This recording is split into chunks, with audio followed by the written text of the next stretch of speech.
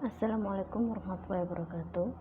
Kami dari kelompok 2 akan menjelaskan tentang transaksi antar perusahaan aktif hak tetap yang disusutkan. Perkenalkan anggota kelompok kami dengan saya sendiri Nindi Elin, Adelia Asma, Erika Almufidah Priyandini, Rin Novita, Muhammad Gilang Ramadan, dan Arta Parameswara Haryono.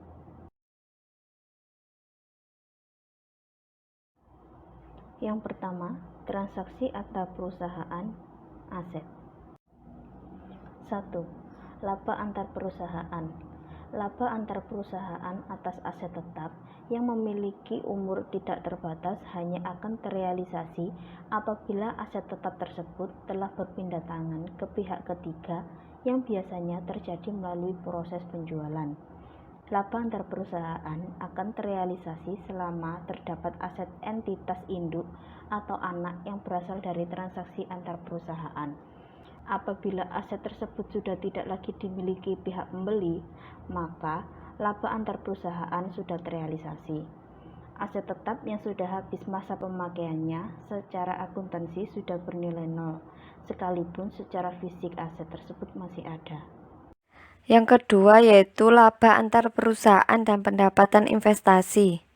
Laba antar perusahaan tidak diakui untuk kepentingan penyusunan laporan konsolidasi, sehingga harus dieliminasi. Pendapatan investasi menurut metode ekuitas berasal dari laba entitas anak. Kesalahan dalam perhitungan laba entitas anak akan menyebabkan entitas induk melakukan kesalahan dalam pencatatan pendapatan investasi yang memerlukan koreksi. Laba antar perusahaan menyebabkan laba tercatat berlebih, sehingga pendapatan investasi juga dicatat terlalu besar dan harus dikoreksi. Contoh ayat jurnalnya sebagai berikut, yaitu pendapatan investasi pada investasi dalam saham.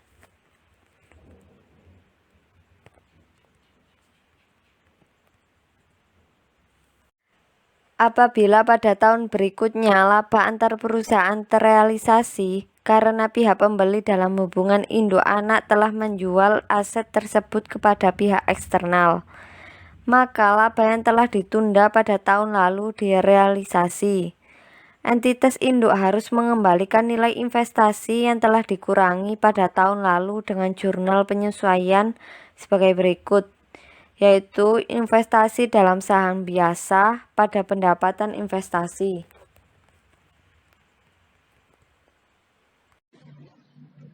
Tiga, laba antar perusahaan, penjualan downstream dan upstream. Laba antar perusahaan atas penjualan downstream menyebabkan entitas induk memiliki laba-laba atas aset antar perusahaan milik entitas anak. Laba antar perusahaan upstream berarti laba tersebut adalah entitas anak atas aset entitas induk. Laba antar perusahaan dari penjualan upstream akan mempengaruhi pendapatan investasi sebesar persentase kepemilikan entitas induk atas saham entitas anak. 4. Transaksi antar perusahaan, aset, dan kertas kerja konsolidasi. Yang A. Transaksi antar perusahaan, barang, dagang, dan aset tetap.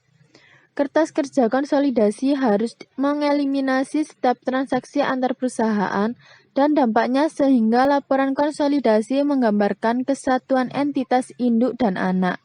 Transaksi aset antar perusahaan menyebabkan keterkaitan akun-akun laporan keuangan entitas induk dan akan dalam kertas kerja konsolidasi. Keterkaitan akun-akun antar perusahaan itu didasarkan pada jenis aset. B. Barang dagang.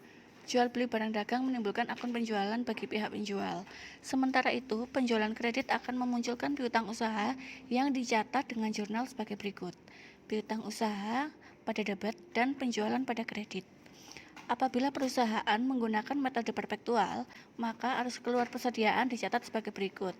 HPP pada debit dan persediaan pada kredit. Sedangkan dari sisi pembeli, jual beli barang dagang memunculkan akun pembelian yang dicatat dengan metode periodik sebagai berikut. Pembelian pada debit dan utang usaha pada kredit. Apabila perusahaan menggunakan metode perpetual, pencatatannya adalah sebagai berikut: persediaan pada debit dan utang usaha pada kredit.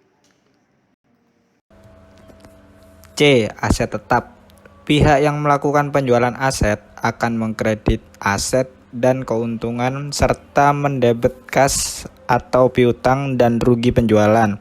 Pada saat transaksi penjualan terjadi, pihak pembeli akan mendebet aset dalam pembukuannya dan mengkredit kas atau utang. Transaksi jual beli aset antar perusahaan menyebabkan aset tetap hasil penjualan menjadi akun hubungan induk anak.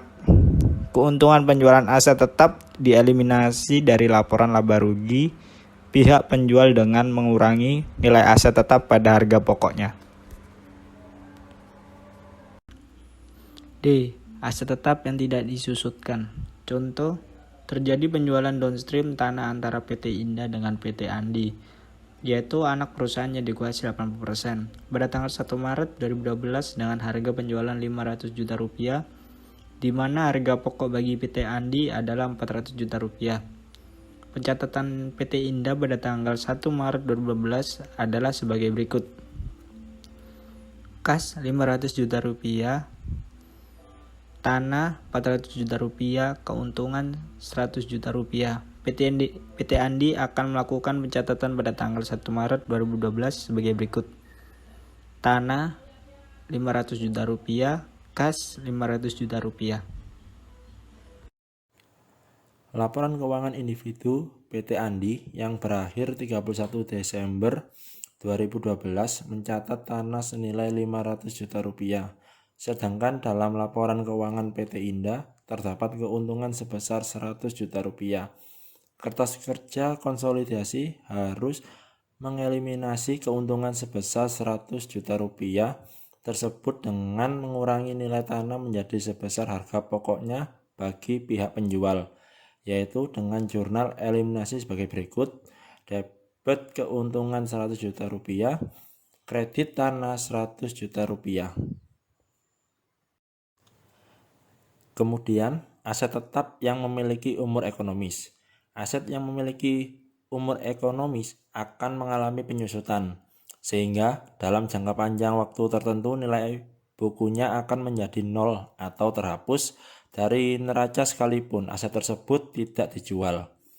Jadi, transaksi aset antar perusahaan yang memiliki umur ekonomis hanya akan memengaruhi kertas kerja konsolidasi maksimum selama umur ekonomis aset tersebut, jika tidak dijual kepada pihak eksternal sebelum umur ekonomisnya habis.